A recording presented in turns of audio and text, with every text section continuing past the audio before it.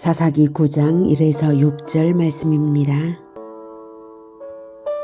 9장. 여룻바알의 아들 아비멜렉이 세겜에 가서 그의 어머니의 형제에게 이르러 그들과 그의 외조부의 집에 온 가족에게 말하여 이르되, 청하노니 너희는 세겜의 모든 사람들의 귀에 말하라. 여룻바알의 아들 70명이 다 너희를 다스림과 한 사람이 너희를 다스림이 어느 것이 너희에게 나으냐? 또 나는 너희와 고류금을 기억하라. 하니 그의 어머니의 형제들이 그를 위하여 이 모든 말을 세겜의 모든 사람들의 귀에 말하매 그들의 마음이 아비멜렉에게로 기울어서 이르기를, 그는 우리 형제라. 하고 바알브릿 신전에서 은 70개를 내어 그에게 주매 아비멜렉이 그것으로 방탕하고 경박한 사람들을 사서 자기를 따르게 하고 오브라이는 그의 아버지의 집으로 가서 여룻바알의 아들 곧 자기 형제 70명을 한 바위 위에서 죽였으되 다만 여룻바알의 막내 아들 요담은 스스로 숨었으므로 남으니라. 세겜의 모든 사람과 밀로 모든 족속이 모여서 세겜에 있는 상수리나무 기둥 곁에서 아비멜렉을 왕으로 삼으니라. 사랑하는 형제 여러분, 12월 3일 금요일 새벽 묵상에 오신 것을 환영합니다. 민족의 영웅 기드온이 죽은 이후 일어난 일들을 말하는 사사기 9장은 기드온 가문의 멸망을 보여줍니다. 오늘 본문은 그 서막입니다. 먼저 생각해 볼 것은 기드온이 그토록 위대한 승전을 했고 이스라엘 민족을 위기에서 구했는데도 어떻게 그 가문이 이토록 무참하게 멸망하는가 하는 것입니다.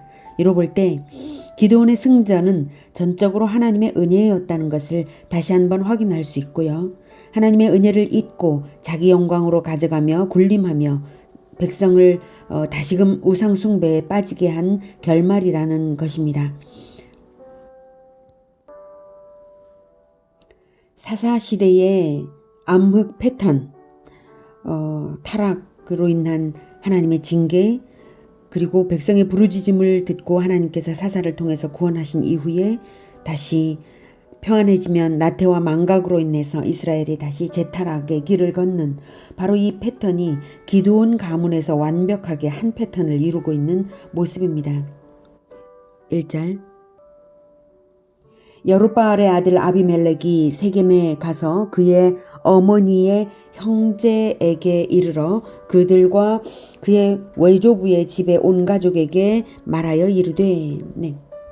여룻바알은 기드온의 별명이죠. 바알에게 대항했다는 뜻이고요. 그런 별명이 무색하게 오히려 이스라엘은 우상숭배를 하고 말았으며 그의 아들 아비멜렉은 민족을 멸망시키는 장본인이 되고 말았습니다. 아비멜렉이라는 이름의 뜻은 나의 아버지는 왕이다 라는 의미입니다. 이름을 지은 데서부터 하나님께 불순한 것이 나타납니다. 아비멜렉이 자기 어머니의 형제들에게 갔는데요. 그곳은 세겜이고 에브라임 지파의 영역이고 도피성으로 지정된 곳입니다. 그런데 원래 세겜은 이방인 히위 족속들이 살던 곳이고 히위 족속들은 이스라엘 민족과 섞여 살았으므로 아마도 세겜은 레위 족속과 히위 족속이 섞여 살았던 것으로 여겨집니다. 그래서 아비멜렉의 어머니 즉 기드온의 첩이 에브라임 지파의 혈통일 수도 있고 히위 족속의 혈통일 수도 있는데요. 2절에 아비멜렉이 자기 아버지의 혈통과 자기를 달리 말하여서 나는 너희와 고류김을 기억하라 라는 말로 보아서 또한 본장의 멸망을 볼 때에 아비멜렉의 불신앙을 볼 때에 기드온의 첩은 가나안의 히위 족속 혈통인 것으로 여겨집니다.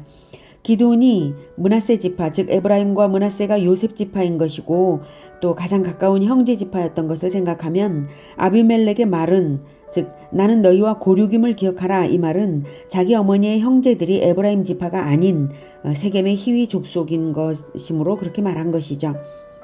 자, 그러니 출신부터가 여호와 신앙이 불확실한 여인을 기드온은 첩으로 들여서 낳은 아들인 것이죠. 기드온은 많은 아내들을 두어서 70명의 아들이 있었고 그에 더하여 축첩으로 아비멜렉을 낳은 것이 큰 재앙이 된 것이죠. 축첩 자체도 문제였지만 자식을 낳기만 했지 여호와 신앙으로 가르쳐 기르지를 못했기에 민족의 재앙을 불러온 것입니다. 2절. 청하노니 너희는 세겜의 모든 사람들의 귀에 말하라. 여룹바알의 아들 70명이 다 너희를 다스림과 한 사람이 너희를 다스림이 어느 것이 너희에게 나으냐. 또 나는 너희와 고륙임을 기억하라 하니. 네, 이 말이 얼마나 악합니까? 여룹바알의 아들 70명, 즉 자기 형제들을 대적하도록 충동질하고 있는 것입니다. 이런 충동질이 세겜 사람들에게 통할 수 있었던 것은 세겜은 원래 종교적 중심지였는데 기드온의 에봇이 므낫세 지파 아비에셀 가문이 있는 오브라 성읍에 있어서 사람들이 그것을 오브라 성읍으로 가서 그것을 섬겼으므로 종교적 중심지가 이동된 것을 못마땅하게 여긴 점이 있습니다. 그래서 바알 숭배를 회복하여서 종교적 자존심을 세우려고 했던 것입니다. 3절 그의 어머니의 형제들이 그를 위하여 이 모든 말을 세겜의 모든 사람들의 귀에 말하매 그들의 마음이 아비멜렉에게로 기울어서 이르기를 그는 우리 형제라 하고 바알브릿 신전에서 은 70개를 내어 그에게 주매 아비멜렉이 그것으로 방탕하고 경박한 사람들을 사서 자기를 따르게 하고. 네. 세겜 사람들이 바알브릿 신전에서 은 70개를 내어서 아비멜렉에게 주었다는 것을 보면 바울 숭배가 성행했다는 것을 알 수 있어요. 바알브릿 신전이 바알 숭배죠. 바알 앞에서 세겜 사람들과 아비멜렉 사이에 언약이 있었던 것입니다. 그리고 아비멜렉은 그 돈으로 건달들을 사서 조직했습니다. 5절 오브라에 있는 그의 아버지의 집으로 가서 여룹바알의 아들 곧 자기 형제 70명을 한 바위 위에서 죽였으되 다만 여룹바알의 막내 아들 요담은 스스로 숨었으므로 남으니라. 네. 아비멜렉은 자기 형제 70명을 공개 학살을 했습니다. 아버지의 가문인 아비에셀 가문을 위협하고 또 백성들에 대한 위협을 하기 위해서 공개적인 학살을 한 것입니다. 기드온의 막내 아들 요담이 살아남았으니 학살된 사람은 정확하게는 69명이고요. 요담은 7절 이하에서 세겜 사람들에게 저주를 내리기 위해 살아남아야 했습니다. 6절 세겜의 모든 사람과 밀로 모든 족속이 모여서 세겜에 있는 상수리 나무 기둥 곁에서 아비멜렉을 왕으로 삼으니라. 밀로 모든 족속이라고 해서 밀로가 족속의 이름으로 오해될 소지가 있는데요. 밀로는 족속이 아니라 성체, 요새라는 의미입니다. 세겜 망대라고도 말한 곳이 있는데 동일한 곳일 것입니다. 밀로 모든 족속은 세겜 망대에 사는 사람들을 말한 것이죠. 자, 그런데 그들이 모인 곳이 세겜 상수리나무 기둥 곁이라는 것이죠. 원래 세겜의 상수리나무는 아브라함이 여호와께 단을 쌓았고 야곱이 이방 신상을 묻었고 여호수아가 큰 돌을 세워서 여호와 하나님께 언약의 증거로 삼았던 곳입니다. 그러니까 아브라함, 야곱, 또 여호수아로 이어져 내려오는 성스러운 곳이죠. 네, 아마도 이 기둥은 바로 여호수아의 기념비였을 가능성이 있습니다. 그러니까 아비멜렉은 정통성 없는 왕권을 시작하면서 조상들의 신앙의 정통성을 형식적으로 빙자하고자 하여서 이곳에서 대관식을 한 것입니다. 하지만 그들은 이미 바알을 섬기는 자들이었으므로 아주 너무나 가증한 배교의 현장이 되고 만 것입니다.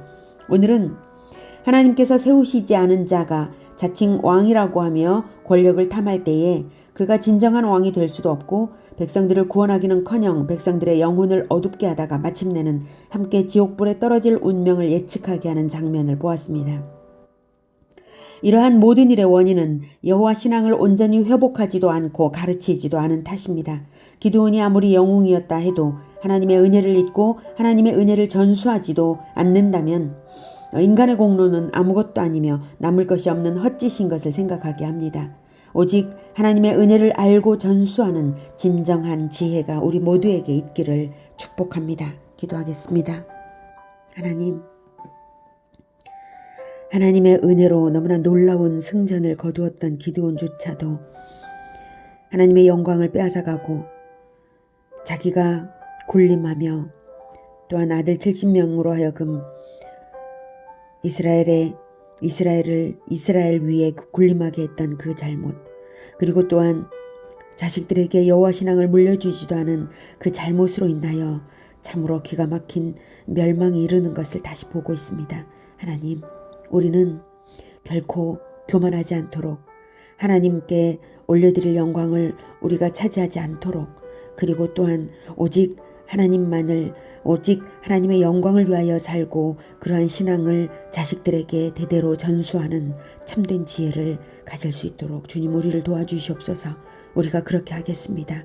우리가 오직 하나님의 영광을 위하여 살고 그리고 하나님의 영광을 위하여 사는 이 신앙을 자손들에게 대대로 전수하겠습니다. 주님 우리를 도와주시옵소서. 우리의 자손 대대로 그리고 제자화를 계속 이어가는 제자 대대로 하나님께 영광이 되는 그러한 교회 공동체가 되게 하여 주시옵소서.